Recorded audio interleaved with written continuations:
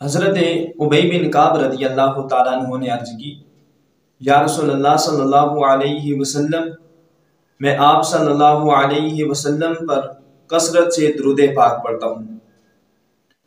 آپ صلی اللہ علیہ وسلم ارشاد فرمائیے کہ میں کتنا وقت آپ صلی اللہ علیہ وسلم پر درود پاک پڑھا کروں؟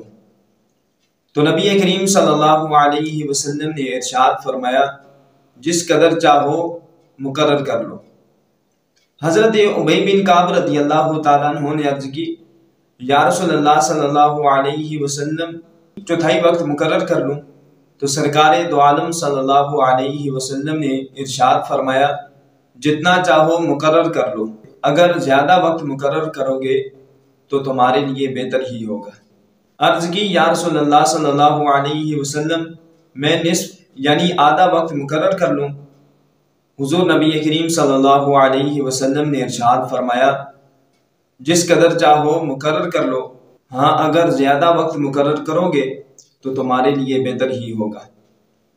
حضرت ابی بن کعب رضی اللہ تعالیٰ عنہ نے عرض کی، یا رسول اللہ صلی اللہ علیہ وسلم، میں 2/3 وقت مقرر کر لوں؟ تو نبی کریم صلی اللہ علیہ وسلم نے ارشاد فرمایا، جتنا چاہو مقرر کر لو، اگر اس سے بھی زیادہ مقرر کر لو گے تو تمہارے لیے بہتر ہی ہوگا۔ حضرت ابی بن کعب رضی اللہ تعالیٰ عنہ نے عرض کی، یا رسول اللہ صلی اللہ علیہ وسلم، میں سارے ورد وظائف چھوڑ کر اپنا سارا وقت آپ صلی اللہ علیہ وسلم پر درود پاک پڑھنے میں خرچ کروں گا۔ تو نبی پاک صلی اللہ علیہ وسلم نے ارشاد فرمایا، اگر ایسا کرو گے تو درود پاک تمہارے غموں کو دور کرنے کے لیے کافی ہوگا اور تمہارے گناہ مٹا دے گا۔